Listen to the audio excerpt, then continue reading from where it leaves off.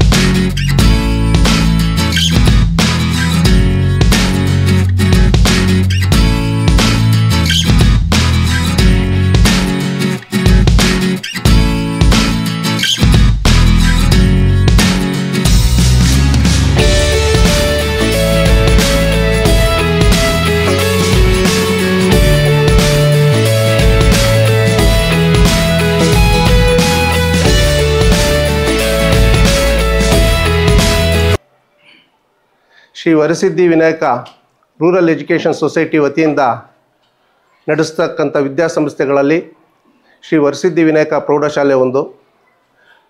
ಈ ಪ್ರೌಢಶಾಲೆ 1962ರಿಂದ ಈ ಭಾಗದಲ್ಲಿ ವಿದ್ಯಾಭ್ಯಾಸ ನೀಡ್ಕೊಂಡು ಬಂದಿರತಕ್ಕಂಥ ಒಂದು ವಿದ್ಯಾಸಂಸ್ಥೆ. ಪ್ರತಿಯೊಂದು ವರ್ಷದಂತೆ ಈ ವರ್ಷ ಕೂಡ ನಮ್ಮ ಶಾಲೆಯ ಮಕ್ಕಳಿಗೆ ದಾನಿಗಳ ರೂಪಾಂತರದಲ್ಲಿ, ಯಾಕಂತ ಹೇಳಿದ್ರೆ ನಮ್ಮ ಶಾಲೆಗೆ ಸರ್ಕಾರದ ಅನುದಾನಿತ ಶಾಲೆ ಆಗಿರೋದ್ರಿಂದ ಸರ್ಕಾರದಿಂದ ಯೂನಿಫಾರ್ಮ್ ಏನು ಕೊಡೋದಿಲ್ಲ. ನಾವು ದಾನಿಗಳಲ್ಲಿ ಸತತವಾಗಿ ಪಡೆದು ಈ ಮಕ್ಕಳಿಗೆ ಯೂನಿಫಾರಮನ್ನು ಉಚಿತವಾಗಿ ಕೊಡ್ತಾಯಿದ್ದೀವಿ.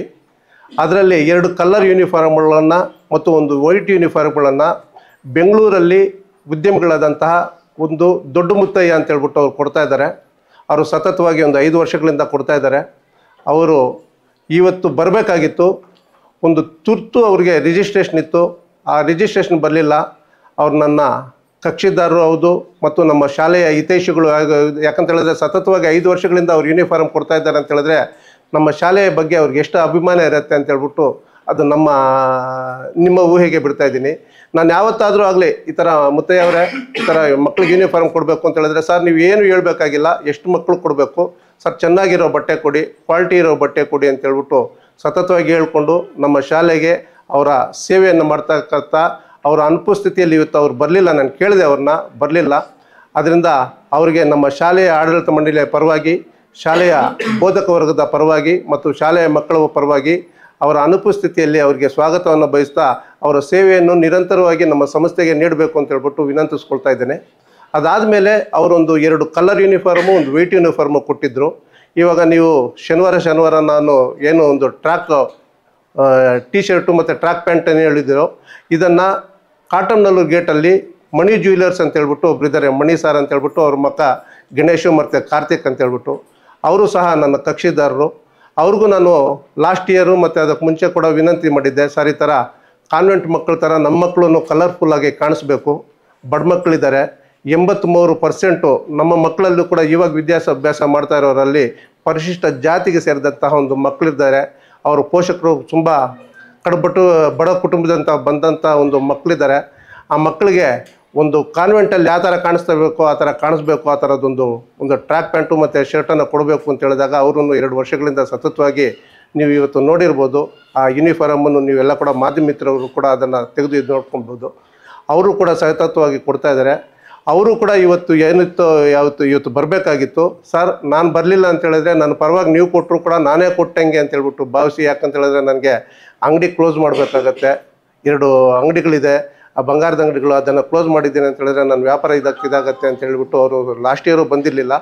ಅವ್ರು ಬರಲಿಲ್ಲ ಅಂದರೂ ಕೂಡ ಅವರು ದೊಡ್ಡ ಗುಣನ ನಾವು ಈ ಸಭೆಯ ಮೂಲಕ ನಿಮ್ಮೆಲ್ಲರಿಗೂ ತಿಳ್ಪಡಿಸಕ್ಕಂಥ ಒಂದು ಗುರುತರ ಜವಾಬ್ದಾರಿ ಇದೆ. ಮಣಿ ಸರ್ ಅವರೇ, ಗಣೇಶ್ ಅವರೇ ಮತ್ತು ಕಾರ್ತಿಕ್ ಅವರೇ, ನಿಮ್ಮ ಈ ಆರ್ಥಿಕ ಸಹಾಯ ನಮ್ಮ ಮಕ್ಕಳಿಗೆ ನಿರಂತರವಾಗಿ ನೀಡಿರಿ. ಸಮಾಜಮುಖವಾಗಿ ನಿಮಗೂ ಒಂದು ದೇವರು ಇಂಥ ಒಂದು 4 ಸತ್ಕಾರ್ಯಗಳನ್ನು ಮಾಡುವಂಥ ಬಲಪಡಿಸಿ ನಿಮ್ಮ ಆರ್ಥಿಕ ಅಭಿವೃದ್ಧಿ ಮತ್ತು ನಿಮ್ಮ ಇದಾಗಲಿ ಅಂತ ಹೇಳ್ಬಿಟ್ಟು ನಮ್ಮ ಶಾಲೆಯ ಪರವಾಗಿ, ನಮ್ಮ ಊರಿನ ಪರವಾಗಿ ಕೂಡ ನಿಮಗೂ ಧನ್ಯವಾದಗಳನ್ನು ಹೇಳ್ತಾ ಇದ್ದೀನಿ. ವಿಶೇಷವಾಗಿ ಇವತ್ತು ಈ ಸಭೆಗೆ ಮತ್ತೊಂದು ಮೆರುಗು ತರ್ತಕ್ಕಂಥ ವಿಷಯ ಏನು ಅಂತ ಹೇಳಿದ್ರೆ, ನಿಮಗೆಲ್ರಿಗೂ ಗೊತ್ತಿರ್ಬೋದು 1962ರಲ್ಲಿ ಒಂದು ಹೆಂಚಿನ ಮನೆಗಳು ಮತ್ತು ಮರದ ಕೆಳಗಡೆ ಒಂದು ನಡೆಸ್ತಕ್ಕಂಥ ಒಂದು ವಿದ್ಯಾಸಂಸ್ಥೆ SPV ರೂರಲ್ ಎಜುಕೇಷನ್ ಸೊಸೈಟಿಯೇ ವತಿಯಿಂದ ನಡೆಸ್ತಕ್ಕಂಥ SPV ಪ್ರೌಢಶಾಲೆ, ಶ್ರೀ ವರಸಿದ್ಧಿ ವಿನಾಯಕ ಪ್ರೌಢಶಾಲೆ. ಆವಾಗ ಬಸ್ ಸ್ಟ್ಯಾಂಡ್ ಪಕ್ಕದಲ್ಲೇ ಒಂದು ಚಿಕ್ಕ ಜಾಗದಲ್ಲಿ ಹೆಂಚಿನ ಮನೆಗಳ ಕಿಟಕಿ ಕೂಡ ಇರಲಿಲ್ಲ, ಕಲ್ಚಪ್ಟಿ ಇತ್ತು. ಕಲ್ಚಪ್ಟಿ ಮಾಡಿದ್ರೆ ಈ ರಿಪೀಟ್ಗಳಾಕಿ ಒಂದು ವುಡನ್ ರಿಪೀಟ್ಗಳಾಕ್ಬಿಟ್ಟು ಒಂದು ಹೆಂಚಿನ ಮನೆಗಳಿದ್ವು. ಆ ಹೆಂಚಿನ ಮನೆಗಳೆಲ್ಲ ಕೂಡ ಒಳ್ಳೆ ವಿದ್ಯಾಭ್ಯಾಸ ಕೊಡ್ತಕ್ಕಂಥ ಒಂದು ವಿದ್ಯಾಸಂಸ್ಥೆ ನಮ್ಮದಾಗಿತ್ತು. ನಮ್ಮದು ನ್ಯಾಷನಲ್ ಹೈವೇ ಪಕ್ಕದಲ್ಲೇ ಇದ್ದಿದ್ದಂಥ ಒಂದು ಸ್ಕೂಲ್ ಅದು. ಆ ಹೆಂಚಿನ ಮನೆಗಳಿದ್ದಂಥ ಒಂದು ಸ್ಕೂಲ್ ಏನಾಯಿತು ಅಂತ ಹೇಳಿದ್ರೆ 38 ಜನ ಸ್ಟ್ರೆಂತ್ ಇದ್ರು. ಏನು 62, 63ರಲ್ಲಿ ಈ ಭಾಗದಲ್ಲಿ ಈ ಹೈಸ್ಕೂಲನ್ನು ಓಪನ್ ಮಾಡಬೇಕು, ಮುಳಬಾಗಿಲಿಗೆ ಹೋಗ್ತಾ ಇದ್ದಾರೆ, 7ನೇ ಕ್ಲಾಸ್ಗೆ ನಿಂತೋಗ್ತಾ ಇದ್ದಾರೆ ಅಂದಾಗ 62ರಲ್ಲಿ ಮಾಡಿದಾಗ 38 ಜನ ಸ್ಟ್ರೆಂತ್ ಇತ್ತು. 80ನೇ ಇಸ್ವಿಗೆ ಬಂದಾಗ ಅದೇನಾಯಿತು ಅಂತ ಹೇಳಿದ್ರೆ ಒಂದು 500 ಜನ ಸ್ಟ್ರೆಂತ್ ಆದರು ನಮ್ಮ SLC ಮಕ್ಕಳಿಗೆಲ್ಲ ಕೂಡ. ರೋಡ್ ಪಕ್ಕದಲ್ಲೇ ಇದ್ದಿದ್ದರಿಂದ ಆಕ್ಸಿಡೆಂಟ್ಗಳಾಗೋದು ಇಂಥವೆಲ್ಲ ಕೂಡ ಮನಗಂಡಾಗ ನಮ್ಮ ಊರಿನ ದಿವಂಗತ RI ಕೃಷ್ಣ ಶೆಟ್ಟಿ ಅವರು 1962ರಲ್ಲೇ ಇಲ್ಲಿಂದ ಬೆಂಗಳೂರಿಗೆ ಹೋಗಿ ಅಲ್ಲಿ ಒಂದು ಕೈಗಾರಿಕೋದ್ಯಮಿಗಳಾಗಿ ಇಂಡಸ್ಟ್ರಿಗಳೆಲ್ಲ ನಡೆಸ್ಕೊಂಡು ತುಂಬ ಹೆಸರು ಮಾಡಿ ತುಂಬ ಹಣವಂತರು ಆಗಿದ್ದರು, ಸ್ಥಿತಿವಂತರು ಆಗಿದ್ದರು. ಅವರು ತುಂಬ ಅನುಕೂಲವಾಗಿದ್ದರು ಮತ್ತು ಸಾಮಾಜಿಕ ಕಳಕಳಿ ಇರ್ತಕ್ಕಂಥ ವ್ಯಕ್ತಿಯಾಗಿದ್ದರು. ವಿಶೇಷವಾಗಿ ಅವರು ನಮ್ಮ ಗ್ರಾಮ ಅಂತ ಹೇಳಿದ್ರೆ ಅವ್ರಿಗೆ ಹೆಚ್ಚಿನ ಪ್ರೀತಿ ಇತ್ತು. ಆ ಹೆಚ್ಚಿನ ಪ್ರೀತಿ ಯಾವ ರೀತಿ ಇತ್ತು ಅಂತ ಹೇಳಿದ್ರೆ, ಇವತ್ತು ನಾವೇನು ಗಣೇಶನ ದೇವಸ್ಥಾನವನ್ನು ನೋಡ್ತಾ ಇದ್ದೀವೋ ಆ ಗಣೇಶನ ದೇವಸ್ಥಾನ ಎಷ್ಟಿತ್ತು ಅಂತ ಹೇಳಿದ್ರೆ ಒಂದೇ ಒಂದು ಗರ್ಭಗುಡಿ ಮಾತ್ರ ಇತ್ತು. ಇದನ್ನು ನೋಡಿ ಅವರು ಇಲ್ಲ ಗಣೇಶನಿಗೆ ನಾನೊಂದು ದೇವಸ್ಥಾನ ಕಟ್ಟಬೇಕು ಅಂತ ಹೇಳ್ಬಿಟ್ಟು ಇವತ್ತು ಇರ್ತಕ್ಕಂಥ ಒಂದು ಗಣೇಶನ ದೇವಸ್ಥಾನ ಕೂಡ ದಾನದ ರೂಪವಾಗಿ ಕಟ್ಟಿಕೊಟ್ಟಿರ್ತಕ್ಕಂಥ ಪುಣ್ಯಾತ್ಮ ಕೃಷ್ಣ ಶೆಟ್ಟಿ ಅವರು ಇವತ್ತು ನಮ್ಮ ಮುಂದೆ ಇಲ್ಲ.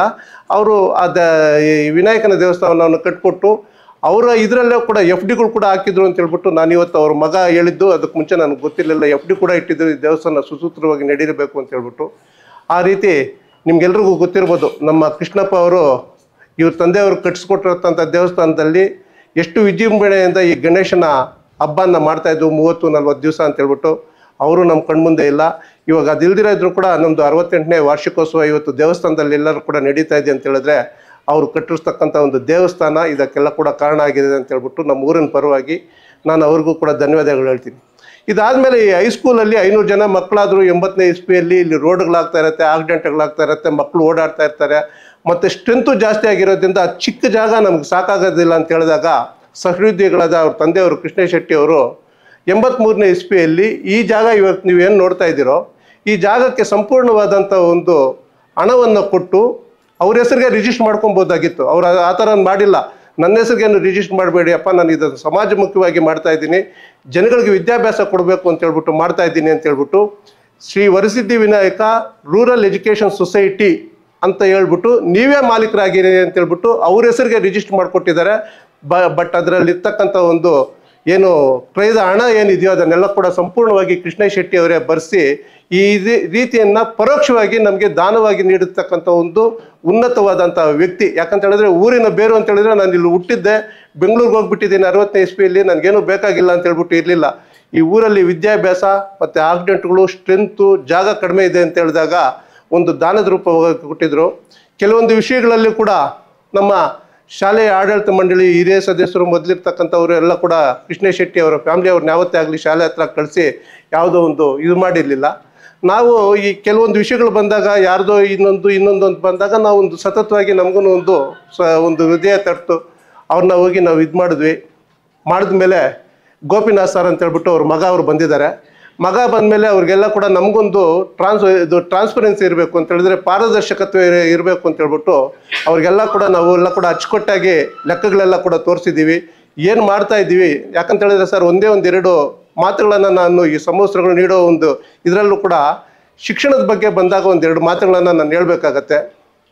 ಅದನ್ನು ನಾನು ಅನ್ನೋದನ್ನು ನಾನು ಹೇಳ್ಬಾರ್ದು ಅಂತ ಸತತವಾಗಿ ಎಷ್ಟು ಹೇಳಿದ್ರು ಕೂಡ ಅದಕ್ಕೆ ಬೇರೆ ರೀತಿ ಒಂದು ವಾಕ್ಯಗಳು ಬರ್ತದೆ ಅನ್ನೋದನ್ನು ನನಗೆ ಮನಗಾಣಿ ಹೇಳ್ತಾ ಇದ್ದೀನಿ. ಯಾಕಂತ ಹೇಳಿದ್ರೆ ನಾನು ಹೇಳ್ತಾ ಇರೋದೆಲ್ಲ ಕೂಡ ಸತ್ಯನೇ ಮತ್ತು ನಿಜ ಕೂಡ. ಅದು ಏನು ಅಂತ ಹೇಳಿದ್ರೆ 2023ರಲ್ಲಿ ಅನಿವಾರ್ಯವಾಗಿ ನಾನು ಇಲ್ಲಿ ಪ್ರೆಸಿಡೆಂಟ್ ಆಗಬೇಕಾಗಿ ಬಂತು. 2023ವರೆಗೂ ನಾನು ಇಲ್ಲೇನು ಪ್ರೆಸಿಡೆಂಟ್ ಆಗಿರಲಿಲ್ಲ. ಪ್ರೆಸಿಡೆಂಟ್ ಆಗೋಕ್ಕೂ ಮುಂಚೆ ನಮ್ಮ ತಾಯಿಯವರು ತೀರ್ಕೊಂಡ್ಬಿಟ್ಟಿದ್ರು. ನಮ್ಮ ಗ್ರಾಮದ ಹಿರಿಯರು ಕೋದಂಡ ಅಂತ ಹೇಳ್ಬಿಟ್ಟು ನಮ್ಮ ಮನೆಗೆ ಬಂದುಬಿಟ್ಟು ಮಿಡ್ಲ್ ಸ್ಕೂಲಲ್ಲಿ ಒಂದು ಬಿಲ್ಡಿಂಗ್ ಏನೂ ಇಲ್ಲ, ಆ ಮಿಡ್ಲ್ ಸ್ಕೂಲ್ ಬಿಲ್ಡಿಂಗು ಈ ಥರ ಇರೋದ್ರಿಂದ ಏನಾದರೂ ಇದು ಮಾಡಬೇಕು ಅಂತ ಹೇಳಿದ್ರೆ ಕೋದಂಡಾಗ ನಾನು ಒಂದು ಮಾತು ಕೊಟ್ಟೆ. ಇವತ್ತು ನಮ್ಮ ತಾಯಿಯವರಿಲ್ಲ, ನಮ್ಮ ತಾಯಿ ಹೆಸರಲ್ಲಿ ಒಂದು ರೂಮ್ ಕಟ್ಸ್ಕೊಡ್ತೀನಿ ಅಂತ ಹೇಳಿದ್ರೆ ಕೋದಂಡ ನನಗೆ ಒಂದು ರೂಮ್ ಎಲ್ಲ ಚೆನ್ನಾಗಿದೆಯಾ, ಒಂದು 2 ರೂಮ್ ಕಟ್ಸ್ಕೊಡು ಅಂತ ಹೇಳ್ಬಿಟ್ಟು ನನಗೆ ಹೇಳಿದ್ರು. ಆಯಿತು, ನಾನು 2 ರೂಮ್ ಕಟ್ಸ್ಕೊಡ್ತೀನಿ ಅಂತ ಹೇಳಿದ್ರೆ ಅಲ್ಲಿ ಬಂದು ನೋಡಿದಾಗ ಹೆಡ್ ಮಾಸ್ಟರ್ ನಮ್ಮ ಮನೆಗೆ ಬಂದಿದ್ದರು. ಬಂದು ನೋಡಿದಾಗ ಇದಿತ್ತು, ಯಾವುದೋ ಕಾರಣಗಳು ಗೊತ್ತಿಲ್ಲ. ಈ ಮೊದಲು SP ಆಗಿದ್ದರು ಇಲ್ಲಿ ದೇವರಾಜು ಅಂತ ಹೇಳ್ಬಿಟ್ಟು, ಅವ್ರು ನನ್ನ ತುಂಬ ಪರಿಚಯದವರು, ನನ್ನ ಫ್ರೆಂಡು ಅಂತ ಹೇಳ್ಬಾರ್ದು. ಯಾಕಂತ ಹೇಳಿದ್ರೆ ಅವ್ರು ಉನ್ನತವಾದಂಥ ಸ್ಥಾನದಲ್ಲಿರೋರು. ಅವ್ರು ನನಗೊಂದು ಪ್ರೇರಣೆ ಕೊಟ್ಟರು, ಶೇಷಾದ್ರಿ 2 ರೂಮ್ ಕಟ್ಟಿದ್ರೆ ಹೆಂಗೆ, ಒಂದು 10 ರೂಮ್ ಕಟ್ಸ್ಕೊಡೋದು ಏನಾದರೂ ಮಾಡು ಅಂತ ಹೇಳ್ಬಿಟ್ಟು. ಅವರು ನಾನು ಸಹಾಯ ಮಾಡ್ತೀನಿ ಅಂತ ಹೇಳ್ಬಿಟ್ಟು ಒಂದು ರೋಟ್ರಿ ಸಂಸ್ಥೆ ಇದು ಅಂತ ಇದನ್ನು ಮಾಡಿದ್ರು. ಕಾಕಾತೇಳಿ ಇವಾಗ ಏನು ಅಂತ ಹೇಳಿದ್ರೆ ಒಂದು ಸಮಯ ಸಂದರ್ಭ ಬಂದಾಗ ದೇವರು ಅನ್ನೋರು ಇರ್ತಾರೆ, ನಾನಾ ರೂಪದಲ್ಲಿ ದೇವರು ಬಂದು ಎಲ್ಲರೂ ಕಾಪಾಡ್ತಾರೆ ಅನ್ನೋದು ಒಂದು ನಿದರ್ಶನ. ಏನು ಅಂತ ಹೇಳಿದ್ರೆ ಈ ನಮ್ಮ SVV ರೂರಲ್ ಎಜುಕೇಷನ್ ಸೊಸೈಟಿಯಲ್ಲಿ ರವೀಂದ್ರ ಸರ್ ಅಂತ ಹೇಳ್ಬಿಟ್ಟು ಸೈನ್ಸ್ ಟೀಚರ್ ಒಬ್ಬರಿದ್ದರು, ಅವ್ರು ಮುಳಬಾಗ್ಲವರು.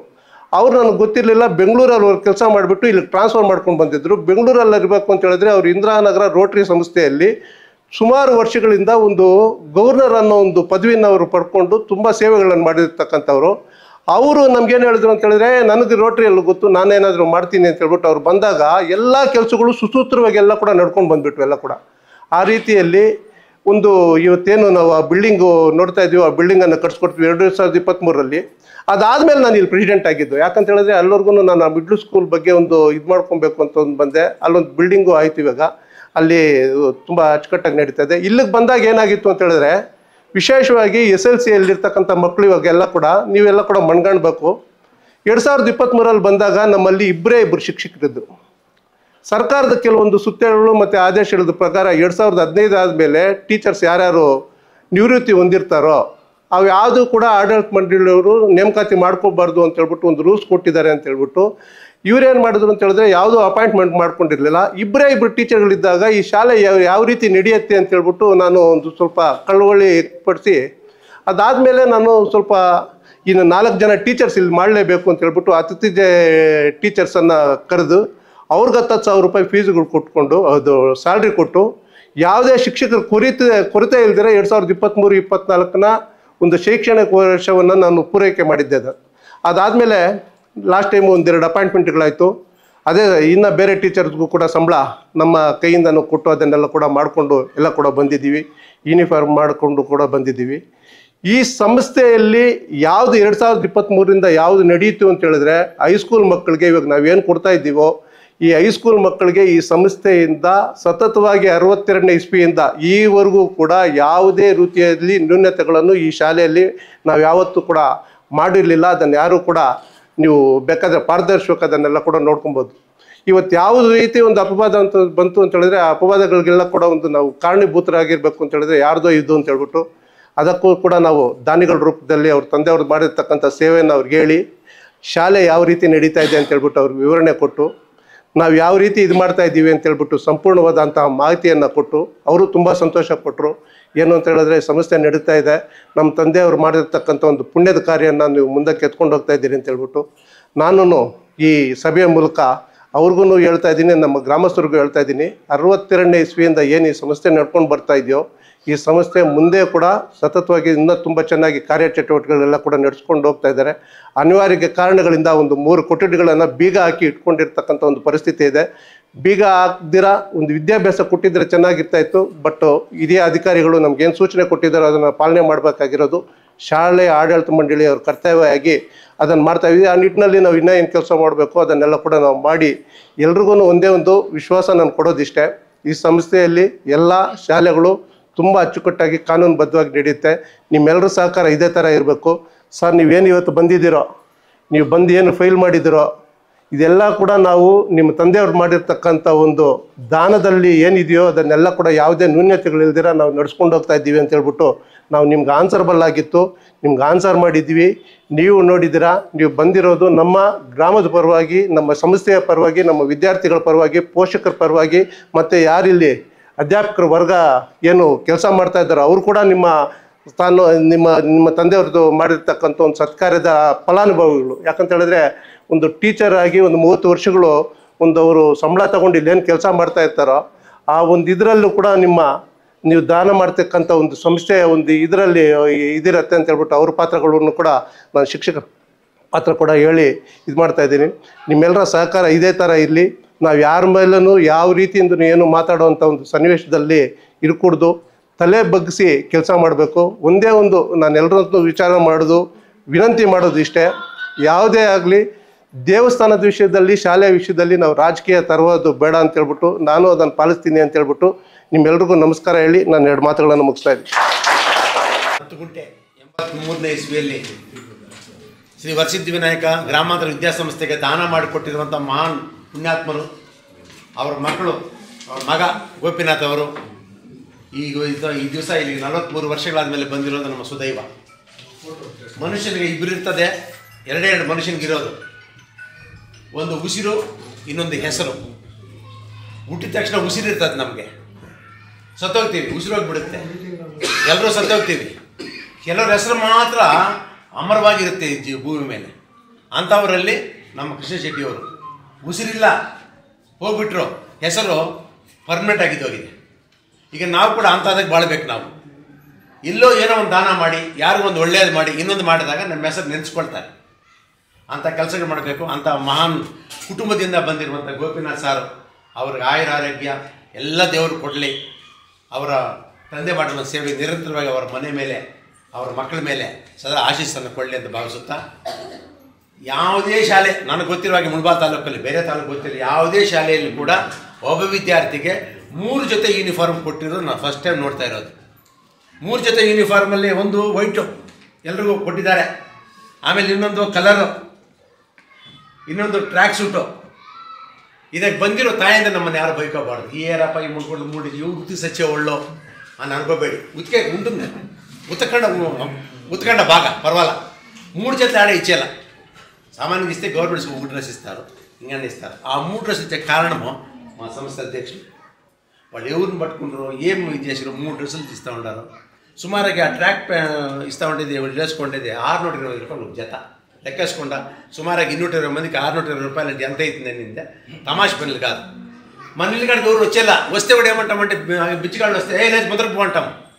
ಸರ್ವಜ್ಞ ಮಾಡಿ చెప్పినాడు ಯಾರಾದ್ರು ಬಂದರೆ ಇದೆ ಅಂತ ಎಲ್ಲ ಕೊಡಬೇಡಿ, ಇಲ್ಲ ಅಂತ ವಾಪಸ್ಸು ಕಳಿಸ್ಬೇಡಿ.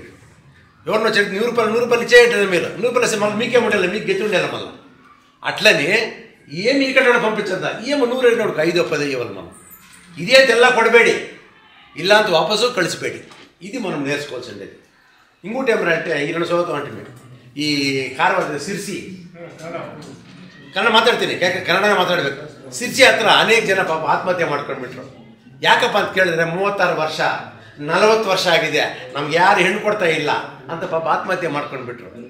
ಯಾಕೆ ಹೆಣ್ಣು ಕೊಡ್ತಾ ಇಲ್ಲ ಅಂದರೆ ನೀವು ಪೇರೆಂಟ್ಸ್ ಗಮನಿಸಬೇಕು. ಯಾರ ಮಕ್ಕಳು ವಿದ್ಯಾಭ್ಯಾಸವನ್ನು ಚೆನ್ನಾಗಿ ಮಾಡಿ ಸರ್ಕಾರಿ ಕೆಲಸಕ್ಕೋ ಪ್ರೈವೇಟಲ್ಲಿ ಕೆಲಸ ಮಾಡ್ತಾರೋ ಅವ್ರಿಗೆ ಹುಡುಗಿರು ಕೊಡೋದು.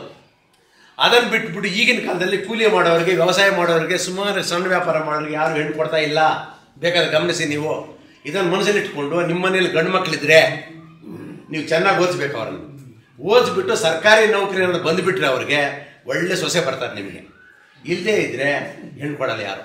ಇದು ನಾನು ಇಲ್ಲಿ ಟೀಚರ್ ಆಗಿದ್ದು ಹೇಳ್ತಾ ಇದ್ದೀನಿ.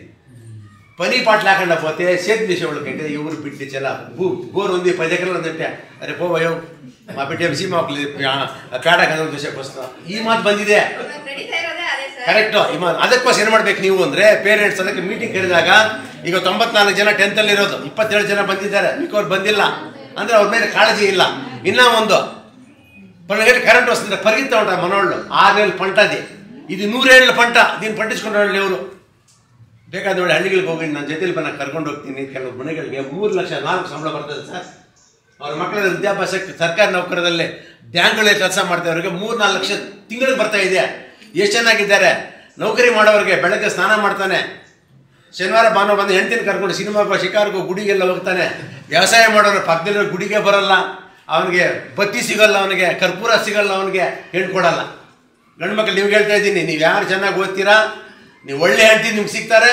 ನೀವು ಮದುವೆ ಆಗಿಬಿಟ್ಟು ಸರ್ಕಾರಿ ನೌಕರಿಗೂ ಮದುವೆ ಆಗಿಬಿಟ್ಟು ನಿಮ್ಮ ಹೆಂಡ್ತಿನ ಕರ್ಕೊಂಡು ಶಾಲೆಗೆ ಬರಬೇಕು. ನೀವು ಅದು ಹೇಳಿದ್ದೀರಿ ಸರ್, ನಾನು ಸರ್ಕಾರಿ ನೌಕರಿಗೆ ಗಿಡಿಸಿದ್ದೀನಿ, ನನ್ನ ಹೆಂಡ್ತಿ ಅದು ಬರಬೇಕು. ಬರ್ತೀರಾ? ಮಾಡ್ತೀರಾ? ಹೆಣ್ಣು ಮಕ್ಕಳಿಗೆ ಅದು ಬರ್ತಾ ಇದೆ. ಹೆಣ್ಣು ಮಕ್ಕಳಿಗೆ ಕೂಡ ಅಷ್ಟೇ. ಏನು ಹೆಣ್ಣು ಮಕ್ಕಳು ಚೆನ್ನಾಗಿ ಓದಿದ್ದಾಳೆ, ಏನು ಕೆಲಸ ಮಾಡ್ತಾನೆ ಅವನು? ಕ್ಲರ್ಕ್. ನನಗೆ ಬೇಡ. ಮೇಸ್ಟ್ರು ಬೇಡ. ಇನ್ನೇನು doctor? Right, okay. Engineer, okay. ಆ ಕಾಲ ಬಂದ್ಬಿಟ್ಟಿದೆ. ಹೆಣ್ಮಕ್ಳು ಕೂಡ ಅನೇಕ ಜನ ಹೆಣ್ಮಕ್ಳು ಸಾಫ್ಟ್ವೇರ್ಗಳಾಗಿ ಎಷ್ಟು ಚೆನ್ನಾಗಿದ್ದಾರೆ ಅಂದರೆ ಆ ಥರ ಇರ್ತಾರೆ. ಒಂದೊಂದು ಮನೆಗೆ ಗಂಡ ಹೆಂಡತಿ ಇಬ್ಬರು ನೌಕರಿಯಲ್ಲಿದ್ದರೆ 2 ಲಕ್ಷ 3 ಲಕ್ಷ. ಅವ್ರು ತವ್ರ ಮನೆ ಬರಬೇಕಾಗಿದ್ರೆ ಬಸ್ಸಲ್ಲಿ ಬರೋಲ್ಲ, ನೆನೆಸ್ಕೊಳ್ಬೇಕಾಗಿದ್ರೆ. ನಮ್ಮೂರು ಮಲ್ಯಕುಪ್ಪ ಸುಮಾರು 12 ಜನ ನಮ್ಮ ಪಾಯಿಂಟ್ ಔಟ್ ಮಾಡಿದ್ದೀನಿ. 12 ಜನ ಹೆಣ್ಮಕ್ಳು ನಮಗೆ ಕಾರಿಲ್ಲ, ಅವ್ರ ಕಾರಲ್ಲಿ ಬರ್ತಾರೆ. ಏನ್ ಬಾವಣ್ಣವಾ ನಮ್ಮನ್ನು ಕೇಳೋದು, ಬಾವಣ್ಣ ನಮ್ಮದಲ್ಲೇ ಬಾವಣ್ಣ. ಅಷ್ಟು ಚೆನ್ನಾಗಿ ಬರ್ತಾ ಇದ್ದಾರೆ ಅವರು ಹೆಣ್ಮಕ್ಳು. ಅಷ್ಟೇ. ನಿಮ್ಗೆ ಒಳ್ಳೆ ಗಂಡ ಸಿಗಬೇಕಾಗಿದ್ರೆ ಮಾಮೂಲಿ ಅಟ್ಲ ಹೊಡಿಟ್ಲ ಸಾಧನೆ ಓದಲ್ಲ. ಒಳ್ಳೆ ಗಂಡ ಸಿಗಬೇಕಾಗಿದ್ರೆ ನೀವು ಚೆನ್ನಾಗಿ ಓದಬೇಕು. ಒಳ್ಳೆ ಕ್ವಾಲಿಫಿಕೇಷನ್ ಆದರೆ ನಿಮ್ಮ ಲೈಫ್ ಭಾಳ ಚೆನ್ನಾಗಿರುತ್ತೆ. ಯಾಕೆ ತಮಾಷೆಗೆಲ್ಲ ಹೇಳ್ತಾರೆ ಈ ಮಾತು. ನಿಮ್ಮ ಲೈಫ್ ಚೆನ್ನಾಗಿರ್ಬೇಕಾಗಿದ್ರೆ ಗಂಡಾಗಲಿ ಹೆಣ್ಣಾಗಲಿ ಚೆನ್ನಾಗಿ ಓದಿ. ನಿಮ್ಮ ಪೇರೆಂಟ್ಸ್ ಅಷ್ಟು ಇಷ್ಟು ಎಲ್ಲ ಓದಿಸೋರು ರೆಡಿಯಾಗಿದ್ದಾರೆ, ದಯವಿಟ್ಟು ಓದಿ. ಅಲ್ಲಿ ಇಲ್ಲಿ ಚಿಲ್ಲರೆ ಮಾತಾಡಬೇಡಿ. ಕಾಂಪೌಂಡ್ ಒಳಗೆ ಬಂದರೆ ಅಶ್ಲೀಲ ಪದಗಳು ಯಾರೂ ಮಾತಾಡಬಾರ್ದು. ಕೆಲವರು ನೋಡಿದ್ದೀನಿ ಮಾತಾಡ್ತಾರೆ. ಅಶ್ಲೀಲ ಪದಗಳು ಯಾರು ಗೊತ್ತಾ ಮಾತಾಡೋದು? మక్కలే నిమ్ಗೆ ಹೇಳಿದ್ರು, యా ఇంట్లో అయితే పెండ్లాం వచ్చి మొగుడిని రారా అంటుందో, మొగుడొచ్చి పెండ్లాన్ని రాయ పోయా అట్లాంటి ఇట్లాంటి అంటాడో వాళ్ళ ఇంట్లో బిడ్డలకు మంచి పదాలు వచ్చేలేదు. యా ఇంట్లో అయితే మొగుడు పెండ్లాం మర్యాద ఇస్తాడో, పెండ్లాం మొగుడు మర్యాద ఇస్తుందో ఆ ఇంట్లో బిడ్డలు కూడా చాలా బాగుంటారు, మాట్లాడే మాట బాగుంటుంది. ఇంతే వ్యత్యాసం. ఇక మక్కలు నీవే మీ ఇంట్లో ఏమన్నా అబ్బా అమ్మకి సరిగా మర్యాద ఇవ్వకుండా అట్లుండే వాళ్ళు ఈ కాంపౌండ్లో వచ్చే వేరే ಭಾಷೆ ಮಾತಾಡೋದು. ನೀವು ಗೌರವವಾಗಿ ಮಾತಾಡಬೇಕು, ಗಂಭೀರವಾಗಿ ಮಾತಾಡಬೇಕು, ಮರ್ಯಾದೆಯಿಂದ ಮಾತಾಡಬೇಕು. 4 ಜನ ನಿಮ್ಮನ್ನು ನೋಡಿದ್ರೆ ಒಳ್ಳೆ ವಿದ್ಯಾರ್ಥಿಗಳು ಅನಿಸ್ಕೋಬೇಕಾಗಿದ್ದರೆ ಸ್ವಲ್ಪ ಬದಲಾವಣೆ ಮಾಡಿ. ನೀವು ಕೂಡ ಅಷ್ಟೇ ಮನೆಗಳಲ್ಲಿ ಪೋಷಕರು ಎಲ್ಲ ಗಮನದಲ್ಲಿ ಇಟ್ಕೊಂಡು ಓದಿನ ಹೆಚ್ಚಿಗೆ ಕೊಡಿ. ಮೊಬೈಲ್ ಯೂಸ್ ಮಾಡೋಕ್ಕೆ ಕೊಡಬೇಡಿ ಮಕ್ಕಳಿಗೆ. ಮೊಬೈಲ್ ಯೂಸ್ ಮಾಡೋದು ಏನೂ ಇಲ್ಲ ಅವರಿಗೆ. ಅವ್ರು ಮೊಬೈಲ್ ನೋಡಿ ಕಲ್ತ್ಕೊಳ್ಳೋದು ಏನೂ ಇಲ್ಲ, ಅದನ್ನು ಕೆಟ್ಟೋಗೋದು ಜಾಸ್ತಿ ಇರ್ತಾರೆ. ಆಮೇಲೆ ಪೋಷಕರು ಮನೆಯಲ್ಲಿ 8 ಗಂಟೆ ಮೇಲೆ ಟಿ ವಿ ಹಾಕ್ಕೊಳ್ಳಿ. ಯಾಕೆಂದ್ರೆ ನೀವು ಸೀರಿಯಲ್ ನೋಡ್ತಾ ಇರ್ತೀರ 6ವರೆಗೆ, ಅವರು ಪುಸ್ತಕ ಇಟ್ಬಿಟ್ಟು ಇನ್ನೊಂದು ನೋಡ್ತಾ ಇರ್ತಾರೆ. ಇಲ್ಲ ಓದು ಬರಲ್ಲ. ಪರ್ಫೆಕ್ಟಾಗಿ ನೀವು 8 ಗಂಟೆ ಮೇಲೆ ಬೇಕಾದ್ರೆ ಟಿ ವಿ ಹಾಕೊಳ್ಳಿ. 6 ಗಂಟೆಯಿಂದ 8 ಗಂಟೆ ಮಕ್ಕಳು ಓದಲಿ ಮನೆಯಲ್ಲಿ. 8 ಗಂಟೆ ಮೇಲೆ ನೀವು ಟಿ ವಿ ಹಾಕ್ಕೊಳ್ಳಿ, ಅವಾಗ ಚೆನ್ನಾಗಿರುತ್ತೆ. ಇಲ್ಲದೇ ಇದ್ದರೆ ನಿಮ್ಮ ಗತಿನೇ ಅವ್ರಿಗೂ ಬರುತ್ತೆ. ದಯವಿಟ್ಟು ಕೆಡಿಸ್ಬೇಡಿ ಮಕ್ಕಳನ್ನು. ಇದು ಮಾಡಿದರೆ ನಿಮ್ಮ ಮಕ್ಕಳು ಚೆನ್ನಾಗಾಗ್ತಾರೆ, ವಿದ್ಯಾವಂತರಾಗ್ತಾರೆ, ನೀವು ಚೆನ್ನಾಗಾಗ್ತೀರ, ನಿಮ್ಮ ಮನೆ ಚೆನ್ನಾಗಿರುತ್ತೆ, ನಿಮ್ಮ ಊರು ಚೆನ್ನಾಗಿರುತ್ತೆ. ಇಷ್ಟು ಮಾತ್ರ ಹೇಳಿ, ತೆಲುಗಲ್ಲಿ ಮಾತಾಡ್ಬಿಟ್ಟಿದ್ದೀನಿ ಸರ್, ಏನು ಅನ್ಕೋಬೇಡಿ. ಯಾಕೆ ಕನ್ನಡಿಗರಿಂದ ಯಾರು ಗೊತ್ತಾ? ಟಿ ಪಿ ಕೈಲಾಸ ಹೇಳಿರೋ ಸರ್. ಕನ್ನಡಿಗರಿಂದ ಯಾರು ಅಂದರೆ, ಇದು ಒಂದು ಮಾತು ಕನ್ನಡಿಗರಂದರೆ, ಮಲಯಾಳ ಮಾತಾಡೋದ್ರ ಮಲಯಾಳ ಮಾತಾಡೋನು, ತಮಿಳು ಮಾತಾಡೋನು, ಒರಿಯಾದಲ್ಲಿ ಒರಿಯಾ ಮಾತಾಡೋನು, ಹಿಂದಿಯಲ್ಲಿ ಮಾತಾಡೋನ ಹತ್ರ ಹಿಂದಿ ಮಾತಾಡೋನು, ಕನ್ನಡ ಮಾತಾಡೋದ್ರ ಇಂಗ್ಲೀಷಲ್ಲಿ ಮಾತಾಡೋನು, ಇವನು ಕನ್ನಡಿಗ. ಇದು ಕನ್ನಡಿಗ. ಆದ್ದರಿಂದ ಕನ್ನಡ ತೆಲುಗು ಮಾತಾಡಬಾರ್ದು. ನಾನಿಲ್ಲಿ ಮಾತಾಡ್ಬಿಟ್ಟಿದ್ದೀನಿ ನಿಮಗೋಸ್ಕರ ಅಷ್ಟೇ. ಆರಾಮಾಗಿದ್ದು ಚೆನ್ನಾಗಿ ಓದ್ತೀರಾ ಮಕ್ಕಳೇ? ನೀವು ಟೆಂತಲ್ಲಿ ಓದ್ತೀರಾ? ಕೆರ್ಸ್ಮಂಗಲದವ್ರು ಇದ್ದಾರೆ. ನಾನು 2020 SLC ಮಾಡಿದಾಗ 92 ಜನ 10th ಒಬ್ಬಳೇ ಫೇಲ್ ಆಗಿತ್ತು. ಆ ಹುಡುಗಿ ಯಾರಪ್ಪ ಅಂದರೆ ಕೆರ್ಸ್ಮಂಗಲದ ಹುಡುಗಿ. ಹಿಂದಿಯಲ್ಲಿ ಫೇಲ್ ಆಗಿಬಿಟ್ಲು ಸರ್. ಇಲ್ಲಿ 50% ಬರ್ತಾ ಇತ್ತು ನಮಗೆ, ಹಿಂದಿಯಲ್ಲಿ ಫೇಲ್ ಆಗಿಬಿಟ್ಲ ಆ ಹುಡುಗಿ. ಆದ್ದರಿಂದ ಚೆನ್ನಾಗಿ ಓದಬೇಕು, ಒಳ್ಳೆ ಮಾರ್ಕ್ಸ್ ತಗೋಬೇಕು. ನೀವು 30-40 ತಗೊಂಡ್ರೆ ಪ್ರಯೋಜನ ಇಲ್ಲ. 70ಕ್ಕೆ ಮೇಲೆ ಇನ್ನೊಂದು ಸರ್ಕಾರ ಇನ್ನೊಂದು ಮಾಡಿಬಿಟ್ಟಿದೆ. ನೀವು 13 ಮಾರ್ಕ್ ತಗೊಂಡ್ರೆ ಪಾಸು. ನೀವು ಗಮನದಲ್ಲಿ ಇಟ್ಕೊಳ್ಳಿ, ನಾನು 13 ಮಾರ್ಕ್ ತಗೊಂಡ್ರೆ ಪಾಸ್. ಇವಾಗ ಹೊಸ ಸಿಸ್ಟಮಲ್ಲಿ ಇಂಟರ್ನಲ್ 20 ಇದೆ ನಿಮಗೆ. ಈ 80ಕ್ಕೆ ಎಷ್ಟು ಬರಬೇಕು ನಿಮಗೆ? 27 ಬರಬೇಕಾಗಿತ್ತು. 13 ಬಂದರೆ ಪಾಸು. ನೋಡಿ ಎಷ್ಟು ಸುಲಭ ಆಗ್ಬಿಟ್ಟಿದೆ. ಅಲ್ಲ ಹೇಳ್ತೀವಿ, 13 ಬಂದರೆ ಪಾಸು. ಪಾಸ್ ಆಗೋದ್ರೆ ನಿಮ್ಗೆ ಯಾರು ಸೀಟ್ ಕೊಡಲ್ಲ. ನೋಡ್ತಾರೆ ನಿಮಗೆ A+ ಇದ್ರೆ ಮಾತ್ರ. ಎ ಅಂದರೆ ಎಷ್ಟು? 81ರಿಂದ 90. A+ ಅಂದರೆ 91ರಿಂದ 100. ಆ ಮಾರ್ಕ್ ಬಂದ್ರೇ ನಿಮಗೆ ಉಳಿಗಾಲ, ಗೌರವ, ಸೀಟ್ ಸಿಗುತ್ತೆ. ಪಾಸಾಗಿ ಎಲ್ಲರೂ ಪಾಸಾಗಿಬಿಟ್ರೆ ತೊಂದರೆ ಇಲ್ಲ ಇವಾಗ. ಆದ್ದರಿಂದ ಇದು ಮಾನದಂಡ ಅಲ್ಲ. ನೀವು ಚೆನ್ನಾಗಿ ಓದಬೇಕು, ಪಾಸಾಗಿಬಿಡ್ಬೇಕು, ಶಾಲೆ ಒಳ್ಳೆಯ ಹೆಸರು ತರಬೇಕು, ನೀವು ಮುಂದಕ್ಕೆ ಹೋಗಬೇಕು. ಇಷ್ಟೇ ನನ್ನ ಮಾತು. ಜೈ ಹಿಂದ್.